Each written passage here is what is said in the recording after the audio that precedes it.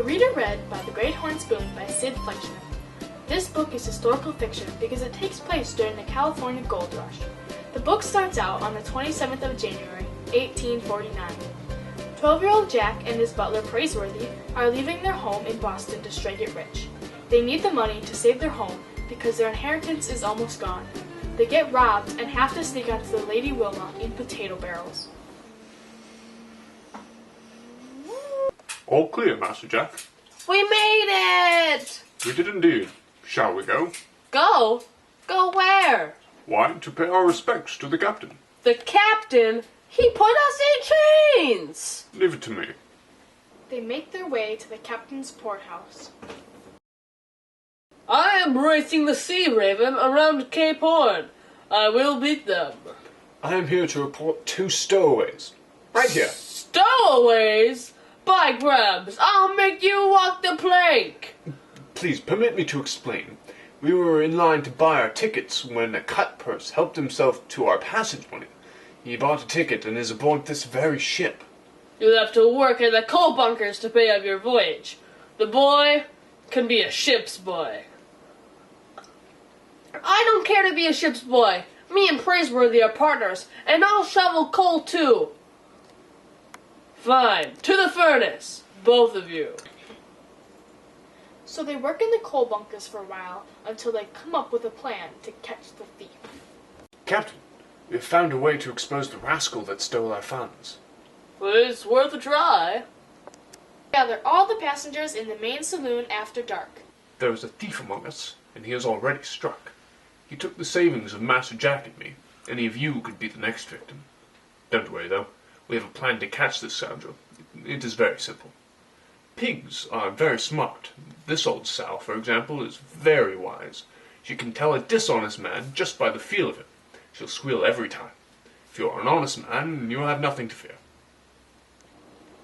So they take the coal dust-covered pig and place her in the middle. Jack keeps feeding her carrots so she won't squeal. The lights get turned off and everyone forms in line to touch the pig. She doesn't make a sound. The lights get turned back on.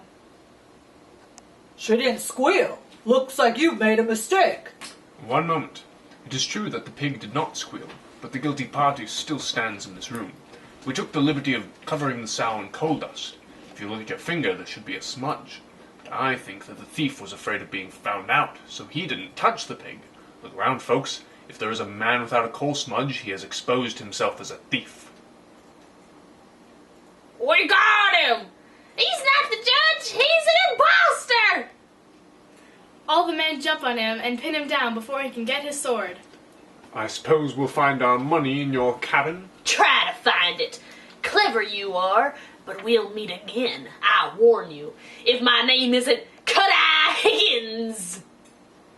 They search the cabin, but find nothing, until they come upon his rolled cigars. The money was rolled up inside them. Once they got their money, Praiseworthy and Jack stopped shoveling coal and got a nice room to share with other fine men. They now have to face the horrors of Cape Horn, but instead, without telling anyone, the captain took the Lady Wilma into the Strait of Magellan.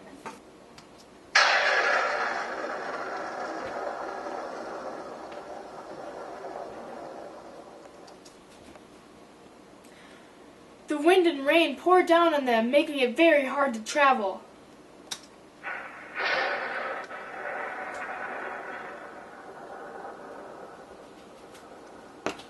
It's impossible to sleep with everything rolling around. They can't eat off the tables because everything crashes to the floor. Then one morning, everyone arose from their dungeons to see the unfamiliar brightness of day. Woohoo! Yeah, we've done it! Sea Raven's behind us. Yeah, we beat the Sea Raven! We are winning the race. Yeah, we're winning! Woo! Look at it all the way back there! Woo! Oh, we are going to win. Yeah, we're winners! Woo! Eventually, the Sea Raven passes them again and went to Callao.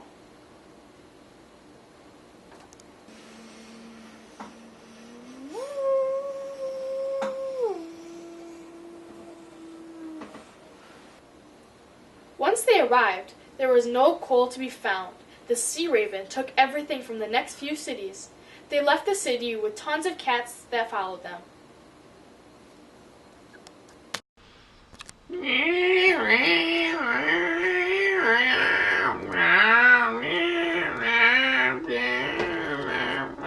At night, Cut-Eye Higgins escaped with a map he stole from one of the other men on the boat. They had no coal, but the ship was light enough to speed by on the wind. One day, the wind died down, and they were stuck. Oh no! We're stuck. What to do? The internal conflict. Until the captain had an idea. More lumber! I want every ounce of steam the boiler will hold, and then some. They won the race, and Praiseworthy and Jack were ready for the diggings. They didn't have enough money to get there, though, until they met Quartz Jackson. He needed a haircut, and Praiseworthy was a well-fit barber. He cut their hair and then cleaned it out to find lots of gold dust. They eventually made enough to buy their ride to the diggings. Woohoo! On the ride there, they met Higgins again. He didn't do anything this time, but then they were robbed by road agents.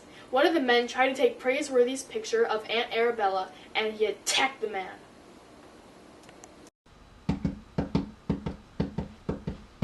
Nay! Halt! We are going to take your stuff now. Pow! Bang! Blammo! The thieves quickly leave, and they find out Higgins' stolen map was in his coat that the road agents took. They made it to the diggings and find a claim that they share with the nice man who teaches them how to find gold in the river. They begin to find gold dust. Mining is really fun. Yes, quite fun. Someday we'll be rich from this, you know. Eventually.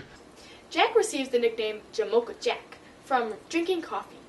Praiseworthy also gets a name Bullwhip from hitting that man apparently 23 feet uphill. They eventually buy everything they need, including a mule. Then, Bullwhip's name is threatened by someone from another town. He is the biggest man anyone has ever seen. They leave to go prove his name, and on the way, they find Higgins again, being hung. They are forced to save him for the map. Which way to Shirt Tail Camp? All around. Hurry or you'll miss the hanging. We are in no hurry. The dentist fella got caught stealing a horse. On second thought, we are in a terrible hurry. Good day. Made it to the town in 1 hour. Make moaning noises loudly. Doc, you know the verdict of the jury. As justice of the peace, I'll see that you get a good burying. We don't mind so much that you extracted our gold pouches. There's plenty of yellow around, but horse stealing is a heinous crime, and you got to pay the penalty.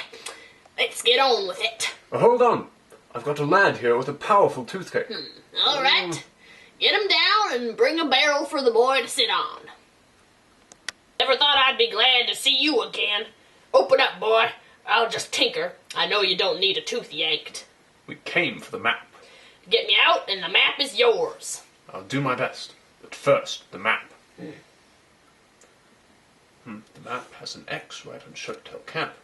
This map is no good. Now get me out of this noose. I take it you have acted as judges and jury on this case. That's right. He got a fair trial and we caught him red-handed anyway. Under what law do you intend to hand Doc Higgins? Well, everyone knows horse stealing is against the law. What law? Now, stranger, there ain't a law book within 50 miles. I don't see any reason to let law interfere with justice around here. In the absence of a law book, I recommend you look at this case again. You're about to string up the only dentist in the diggings. He deserves his fate, but what about the people whose only crime is coming down with a toothache? Think of this lad here, suffering in pain. You could be next. Or you, Justice of Peace, with a pain in your jaw from morning till night. Yeah. The doc can't pull teeth if he's 6 feet under. We could put him in jail. Okay then, boys, we can make a jail until another dentist comes along. And then he will be strung up.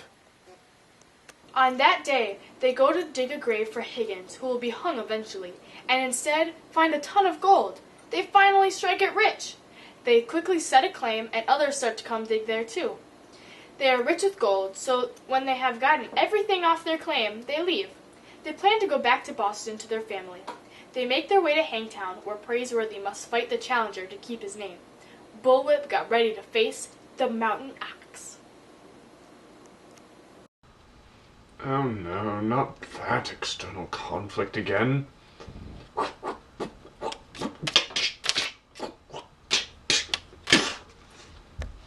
Winner! I don't know how, but we all saw it. Let's celebrate! Woohoo!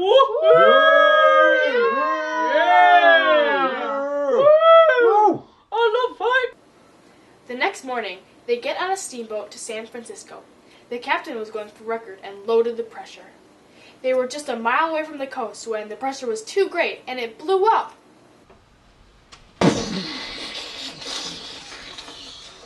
Oh, the climax! They began to sink from all the weight of the gold. They had to unclip their belts, and their gold sank to the bottom. They were broke once again. Then they got to the shore, and the wharf was empty. The boats lay abandoned. They found the boat that they had arrived on and all the cats on it. They then sold the cats for money. That's when they found Aunt Arabella with Sarah and Constance. Sarah? Constance? Miss Arabella, Jack! Jack, dear! Hello, Praiseworthy. My, have you changed. I'm delighted to see you, Praiseworthy. I am astonished to see you, Miss Arabella. We sold the house, soon as we could. We found Jack's note and quickly followed you. Did you find any gold? Yeah, plenty of it. And I drink coffee now. They call me Jamocha Jack in the diggings. How dreadful! And what do they call you? Bullwhip, miss. How fearful! And what happened to your nice clothes? Go on. If clothes make a man, then I suppose I'm a miner now. Perhaps it's time I shed the past myself. You make a very striking miner, it seems to me. Will you be returning to Boston? Certainly not. Well then, in that case, I don't know, that internal conflict. Yes? I am no longer a butler, and what I'm trying to say is... Yes? Women are scarce. And before you walk a block, you will have 10 marriage proposals. How delightful! And maybe this isn't the time or place, but when a man strikes gold, he doesn't lose any time staking a claim. If there are going to be any marriage proposals, I intend to be first in line. To say it right out, Miss Arabella, will you do me the honor of becoming my wife? Marry you? Why, of course.